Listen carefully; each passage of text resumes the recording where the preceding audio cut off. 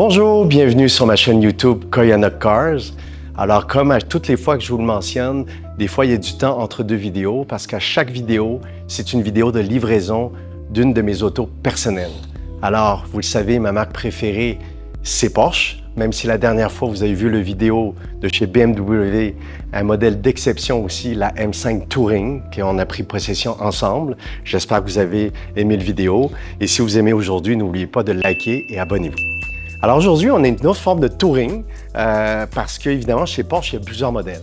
Et le concessionnaire Porsche est toujours comme un magasin de jouets pour moi et pour bien des passionnés de la marque.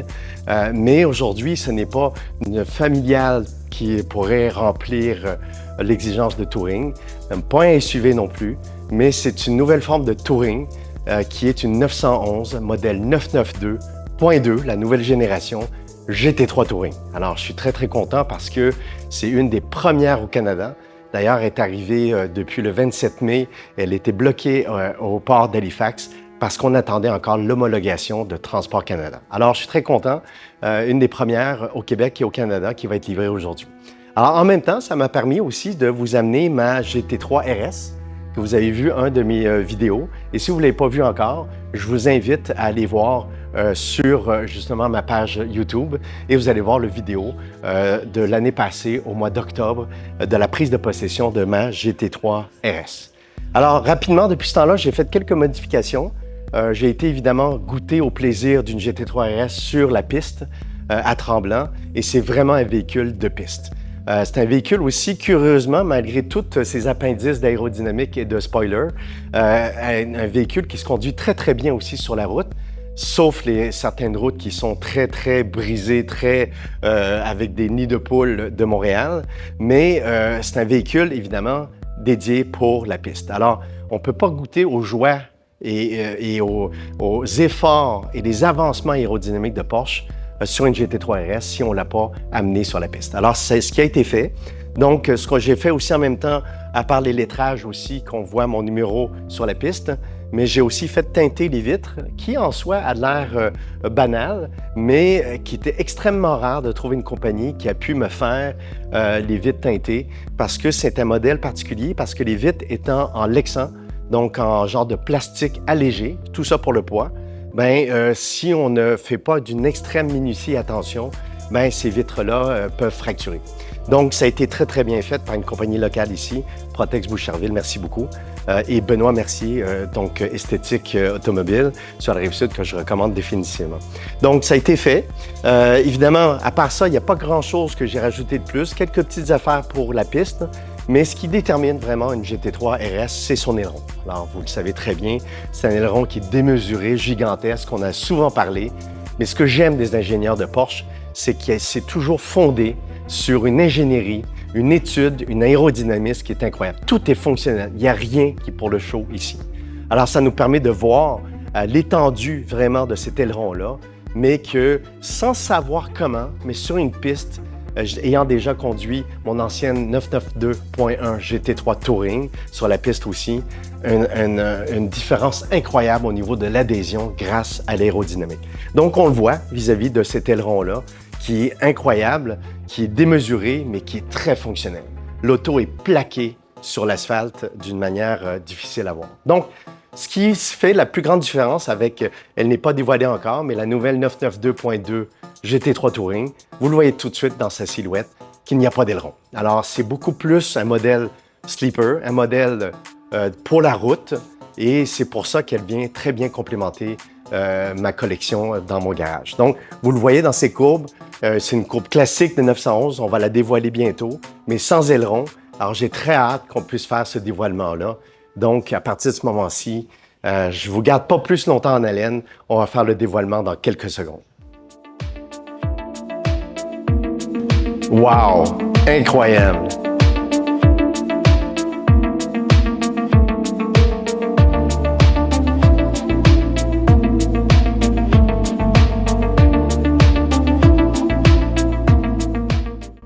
Alors, la première chose qui frappe, évidemment, c'est le choix de couleur.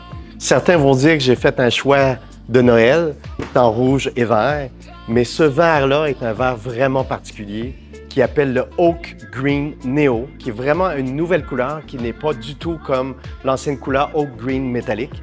Et c'est vraiment une couleur qui est récente de cette année.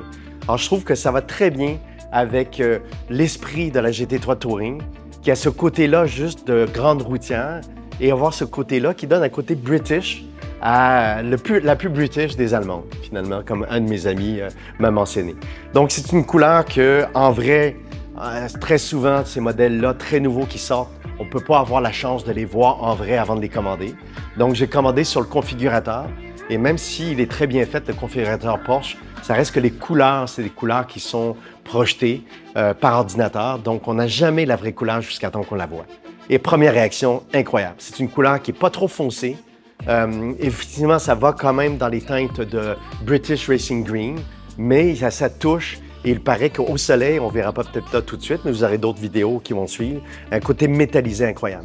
Donc, grand changement entre mon ancienne Touring, et si vous ne l'avez pas vu, justement, la vidéo de prise de possession de mon ancienne Touring, qui est le 992.1 2023 GT3 Touring.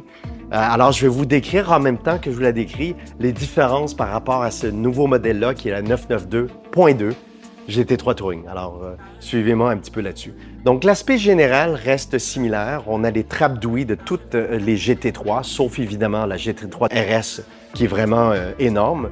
Mais ce qui change, on le voit tout de suite, c'est le bas de caisse et ces éléments-là qui ont été rajoutés, qui donnent de l'aérodynamisme, qui envoient là encore plus sur les entrées ici d'air. Et comment ils ont réussi à le faire? C'est qu'ils ont enlevé les clignotants qui étaient situés dans ce côté-là. Et vous pourrez le voir aussi en comparaison par rapport à la GT3 RS qui est du modèle 992.1. Et qui empêche d'avoir le flot d'air à cet endroit-là. Donc, ça nous permet, c'est l'élément de signature que si une GT3 vous suit en arrière au rétroviseur, c'est l'élément qui vous permet de dire que c'est une 992.2. Évidemment, en enlevant les clignotants, ça fait quoi? C'est que tous les phares ont été refaits, redesignés, parce que le clignotant est maintenant intégré à la lumière qui est là. Et vous pourrez voir aussi sur les photos la différence par rapport aux phares de la GT3 RS qui est, encore une autre fois, de la série .1. Alors, si on progresse un peu sur le côté, dans mes choix pour aller au niveau du style avec ce vert-là, au Green Neo, c'est les roues qui sont gold. Alors, c'est encore une fois une nouvelle couleur, un nouveau coloris de gold. L'ancien, pour la 992.1, était le Neodyne, qui était un genre de gold, mais plus foncé, satiné. Et on peut le voir ici que maintenant, ça s'appelle California Gold, qui est une couleur dorée, beaucoup plus claire et beaucoup plus gloss, comme on peut dire, excusez mon anglicisme. Donc, il y a une grande différence à ce niveau-là aussi. Sinon, la silhouette en général, bon, c'est pas une refonte complète. Vous le savez que quand on passe de point 1 à point 2, c'est des améliorations et c'est pas une refonte complète du modèle. Donc, le restant du design du véhicule est absolument identique. Ce qui nous amène au derrière, parce que c'est le derrière aussi qui a le plus de changements, autant qu'on parlait du devant. Et le derrière nous permet de voir sur ce modèle-là qu'il y a des grands changements. Alors, évidemment, ce qui ne change pas, c'est le modèle Touring GT3 qui n'a pas d'aileron. Alors, vous pourrez voir tantôt la différence, évidemment, avec l'aileron de la GT3 RS. C'est un aileron qui est escamotable, donc qui est variable en hauteur dépendamment de la vitesse. Mais que cette année, ils ont rajouté ce petit appendice aérodynamique-là qu'on appelle un lip spoiler, un Gurney's Lip, qui est directement emprunté de la 911 ST. Alors, certains pourraient dire que c'est une mini ST qu'on a ici, cette Touring-là. Donc, ça va aussi souligner, comme vous le verrez sur les images, tout le nouveau redesign de la 992.2, qui est la barre vraiment horizontale lumineuse, qui est maintenant complètement d'un bloc sur toute la largeur. Et vous verrez la différence par rapport à la 992.1, qui est encore une barre longue, mais délimitée par deux phares arrière. Donc, les appendices aussi aérodynamiques ont été plus améliorés. La partie du bas ici a maintenant été plus avancée, donc plus d'appui aérodynamique postérieur. Les ouïes d'aération sur le côté maintenant sont réelles, donc il y a vraiment de l'air qui passe dans les roues et sortent par ce côté-ci. L'ancien modèle de GT3 Touring était plutôt faux, donc il y avait vraiment juste, c'était complètement plein. avec un side marker à ce niveau-là. Donc, c'est ça qui détermine la réelle différence en arrière. Mais ce qui a été surtout décrié, c'est l'intérieur. Alors, je vous propose de regarder cet intérieur-là que j'ai commandé, un intérieur sur mesure, cognac exclusif, qu'on peut le voir ici. Alors, évidemment, c'est une couleur que je trouve qui va à merveille avec l'assemblage du vert extérieur et les roux gold. Je le voulais absolument, donc intérieur full cuir exclusif cognac. Mais ce qui est encore, quand on commence, on a les premières, malheureusement, j'ai pas pu avoir les sièges baquets rabattables, qui est aussi la grande nouvelle de cette génération-là, 992.2, parce que ces sièges baquets-là ne se font qu'en noir. Donc, c'est incompatible avec le choix, finalement, au niveau de l'intérieur cognac. Alors, évidemment, si vous remarquez un peu, je vais aller vous baisser, finalement, au niveau des sièges. C'est que les sièges, maintenant, sont rabattables. Il était avant aussi, si on ne prenait pas l'option baquet, mais qui nous amène vers vraiment des sièges arrière. Une première pour une GT3. Aucune GT3 avant n'avait même l'option possible d'avoir des sièges arrière.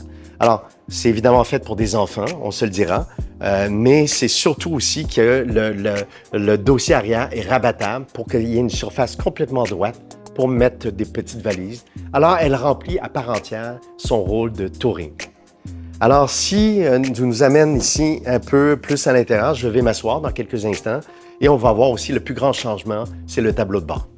Alors, assis dans ma nouvelle GT3 Touring 992.2, évidemment, l'environnement est très familier de toute 911. Quelques points qui déterminent que c'est une GT3 Touring. Vous remarquerez que le dessus du tableau de bord a un fini de cuir qui ressemble un peu à un fini tressé ou fini balle de golf, qui est unique à la GT3 Touring. Sinon, l'intérieur a très peu changé. Les bons côtés, c'est qu'ils ont gardé, les ingénieurs ont décidé de garder pour le modèle GT3, autant la Touring que le GT3 avec l'aileron, la fausse clé à démarrer. Alors, les puristes ont voulu la garder. Par contre, vous allez voir, dès que je démarre ici, au niveau du tableau de bord, il n'y a plus le cadran central au niveau du contour qui est analogique. Donc, ça a été très décrié. Moi, je ne suis pas un puriste à ce niveau-là. Je trouve que ça nous permet, et vous le verrez dans les prochaines vidéos de conduite, un cadran qui est plus facilement lisible, configurable aussi. Il y a plusieurs configurations pour que le nombre de tours minutes soit modifié au niveau de leur disposition.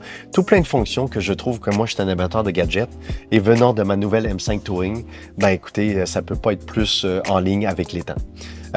Donc, sinon, ce que j'ai pris dans le modèle, c'est le modèle manuel. Une Touring, pour moi, doit être manuelle. Évidemment, ma GT3 RS est PDK parce qu'on ne peut pas avoir une transmission aussi rapide sur la piste que le PDK.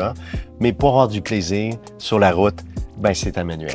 Et j'ai hâte de voir, vous verrez dans mes impressions de conduite, c'est une transmission manuelle avec les rapports qui ont été raccourcis, empruntés à la 911 ST encore une autre fois. Donc, Porsche est reconnu pour faire des évolutions sur certains modèles phares et que ça, tranquillement, ça découle au niveau de leur modèle plus ordinaire. On se dira qu'une GT3 reste encore d'exception, mais quand même.